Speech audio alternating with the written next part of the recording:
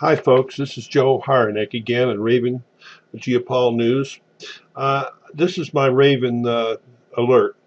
I noticed that the papers are beginning to show a little bit about what's going on in China, and I'm calling it the end game in the socialist government, the China story. It's a dictatorship. Okay. In the past, I've shown, if you can check my website, ravengeopolnews.com, you'll find a book there that I've written called Difference Between Socialism and Capitalism. But basically, I analyzed socialism and found it had two fundamental theoretical flaws. It's never going to be successful. First flaw is that if socialism has this dictate, which is everyone according to their abilities and according to their needs. Well, the problem with that is it doesn't take allowance for self-interest.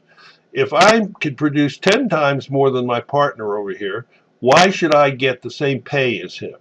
It's any system that has that will cause dissent and will fail. And that's one of the major reasons why communist or socialist systems fail. The second thing, and this is very fundamental, there's no prices. All prices and all goods are set by centrist government. There's no general market to say, hey, I'll pay $10 for that marshmallow because I really want to have marshmallows, as opposed to 10 cents. So the price of marshmallows has gone up to $10. You don't have that in a socialist system, and that's a flaw. Uh, And the other thing that I've noticed that in all socialist systems which fail, they always resort to dictatorships before they fail. The chairman of the country in the Communist Party is Xi Jinping in China. He understands China, but most people do not. Uh, First, he knows that the Chinese culture over a 5,000 period of time has always displaced governments with revolutions. And when they displace the governments with revolutions, they usually cut off the head of the emperor. Not literally, but they basically kill him. Okay? So he knows that if he doesn't find out what people are thinking and control that, that he is literally potentially going to be killed before his time. He's not going to die a natural death. Okay? Uh, if he doesn't keep his people happy. And what has happened during the last 20, 30 years is that technology is now allowing him to achieve these personal goals. Uh, Today, China has implemented a social credit system, which is a report card on every human being in China, which is 1.2 billion people. Imagine the database on that. Chinese people, it's intended to keep them loyal followers of the state's policies. Notice I said state's policies. Okay? To accomplish this, they have built a $1.3 billion, a 3 billion unit face database that can identify anyone in 3 seconds. That's their goal. That's a challenge. Okay? They have over 100 million cameras installed, and they're going up to, I don't know, double that in the next. And this thing's supposed to be implemented by 2020. The point here is that they're building this system. It's not theory. They're actually building and evolving the system and improving it every day. And they're going to make money off of it. They're going to go to other dictators, such as has already been announced that Venezuela will be their first customer, and they're going to sell the whole damn system to them. Hopefully they won't do that to the United States. Okay? But in Venezuela, they're going to have this system also, face recognition and control by the state with report cards on all individuals. And that keeps the dictator in power. That's the reason why they do it. The stated reason that they use is always that we've got to get this surveillance network in to get the bad guys for security and government uses such as tracking wanted suspects and public administration. Commercial applications could use this also, but right now it's against the law. But they could change that by the wink of Xi Jinping, because he is the dictator of the country. Let's look how it works, because that's important. You remember, the purpose of this system is to enforce what the government wants on the individual. So they have to control the individual to do what they want. This is centrist thinking versus individual freedom. Is the 1984 enacted for real? The state comes first, or the state will restrict your freedom. Okay? First, one, the reasons that the government to declare you untrustworthy. Okay, in other words, these are bad marks on your social card. You defaulted on a loan. You criticized some government policy. You spent too much time playing games on the internet. Yeah, they have that. Since you've seen at anti-government rallies, that's obvious, and he's seen at underground Christian churches. Isn't that interesting? They have 100 million Christians, but they're all being monitored to see if they go to church. And if they do go to church, that's a negative on their social card. The punishments meted out. What are the punishments then? You got a bad grade, so what do you get? Okay. First off, you get airline flight bans. You can't fly. Okay. Rapid transit railroad bans. In other words, the 300-mile-per-hour trains, you can't fly it. You can't go on that either. You have to use the slow and take a 10-hour trip as opposed to a 1-hour trip. Okay. You get turned down on house loans. You get turned down on car loans. Your children are banned from attending private schools, even though you can afford to send them. And this is an interesting, you're posted your profile on a public blacklist on the internet and on cell phones, okay? These are the intrusive government techniques that they use, which are pretty bad. You're put on a deadbeat map, an application on all cell phones that allows users of cell phones to see a map about of the people about them that are deadbeats.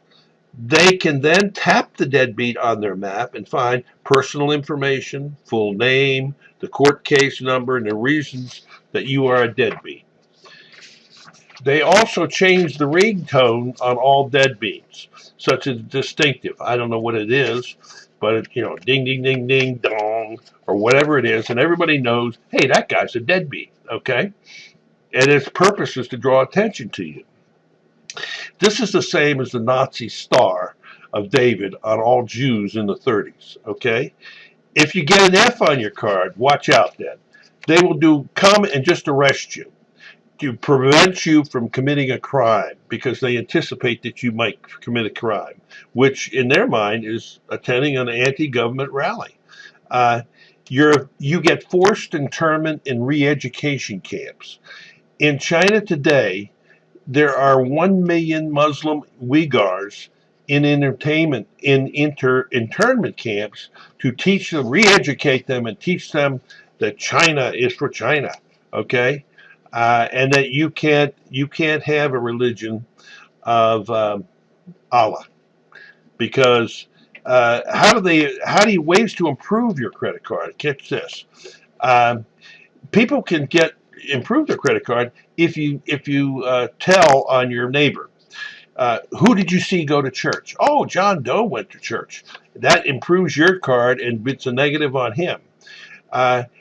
What happens if you're spotted praying in public, like on a public prayer rug for Muslims? That's a negative on them and a positive for you. What happens if you see a Muslim man growing a beard? Report that also. What about if he actually fasts during Ramadan? Report that also. These are negatives for those individuals. That's the reason why they're all in intern camps, because they're following their religion over the state. This monitoring goes on every day of the week, every hour of the day, okay, and every day of the year. This means that China's history of totalitarian rule is being enforced, but is now being enabled by big data, machine learning, artificial intelligence, and facial recognition software. This defines a digital dictatorship. So that's what they have there.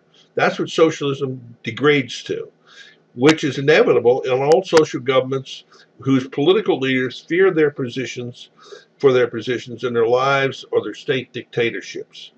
It provides them the tools to maintain their power, find out what the public is really thinking, and if they think bad, punish them to get them back in line to think the way I think and to live to the dictates that I put out there because I'm the leader of this nation. Okay? How does one fight this? Well, you can fight it at two levels. One at the mechanical level. San Francisco recently, last week or so, just legislated no facial recognition cameras in their police system. Whoopie-doo. That's one level, and it's positive. The other level is to push the American system. Free enterprise under capitalism. Read my book.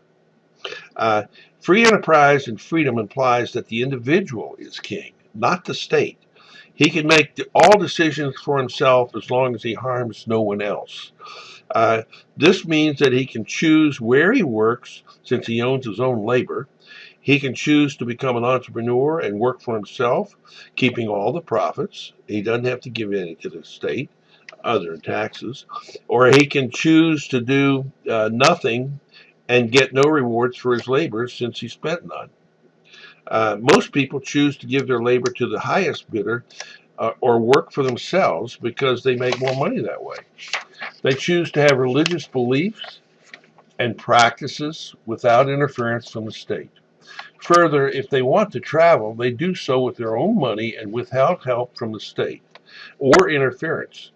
Freedom is a heady thing, but it has responsibilities also. If you do not work, you do not participate in the rewards. It's not a freebie handout where you bring something to the party and where you get the highest reward for you and your family. That's where you get the highest reward. Freedom is the opposite of the socialistic state with centrist control of your livelihood and life. Socialist systems are sold on the Santa Claus goodies, as they're doing in this 2020 election of the Democrats, but they never tell you that in return you give control of your life to the state. You may get free education, but they may tell you what the hell you're going to study. Okay. Further, the state is really a bunch of politicians that feel that they know more about what you want and what would benefit you than you do. And that's nonsense. But that's what they believe. When you wake up and start shaking the cage of their security, they use the state to enforce their ideas of what is good for you. That's where the credit card comes in. They do this not for you, but to keep themselves in power. That's all they're interested in. They aren't interested in you. If you think a socialist is interested in you, you're deluding yourself. They're interested in getting political power over you. Okay? They do this not for you, but to keep themselves in power. Historically, in multiple countries such as USSR and China, they will starve you to death by restricting food. In both countries, they have starved to death more than 10 million people. So that's 20 million people. It's actually more than that, but that's just from memory. It's well over 10 million people in all cases. Why don't you visit my site that has 200 articles on geopolitics? It's Raven, Raven, Geopol News, Geopol News.com. Just search on it. It has a search engine there. So just search on a topic that interests you out of 200 articles I've probably written on in the last 2 or 3 years. Okay? And with that, I'm going to sign off until next time. Thank you.